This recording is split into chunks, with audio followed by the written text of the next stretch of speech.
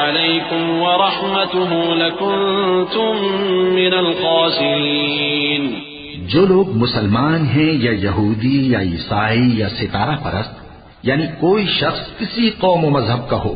جو اللہ اور روز قیامت پر ایمان لائے گا اور عمل نیک کرے گا تو ایسے لوگوں کو ان کے اعمال کا صلہ اللہ کے ہاں ملے گا، اور قیامت کے دن ان کو نہ کسی طرح کا خوف ہوگا اور نہ وہ غمناک ہوں گے۔ اور جب ہم نے تم سے عہد کر لیا اور کوہ طور کو تم پر اٹھا کھڑا کیا اور حکم دیا کہ جو کتاب ہم نے تم کو دی ہے اس کو زور سے پکڑے رہو اور جو اس میں لکھا ہے اسے یاد رکھو تاکہ عذاب سے محفوظ رہو، پھر تم اس کے بعد عہد سے پھر گئے، سو اگر تم پر اللہ کا فضل اور اس کی مہربانی نہ ہوتی تو تم خسارے میں پڑ گئے ہوتے۔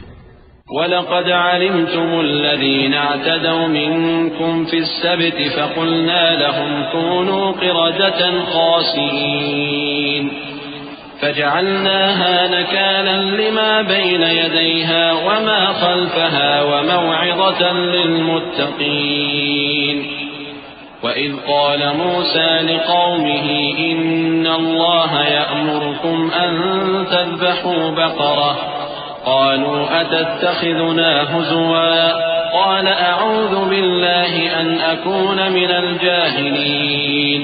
اور تم ان لوگوں کو خوب جانتے ہو جو تم میں سے ہفتے کے دن مچھلی کا شکار کرنے میں حد سے تجاوز کر گئے تھے، تو ہم نے ان سے کہا کہ ذلیل و خوار بندر ہو جاؤ، اور اس قصے کو اس وقت کے لوگوں کے لیے اور جو ان کے بعد آنے والے تھے عبرت اور پرہیزگاروں کے لیے نصیحت بنا دیا۔ اور جب موسیٰ نے اپنی قوم کے لوگوں سے کہا کہ اللہ تم کو حکم دیتا ہے کہ ایک بیل ذبح کرو،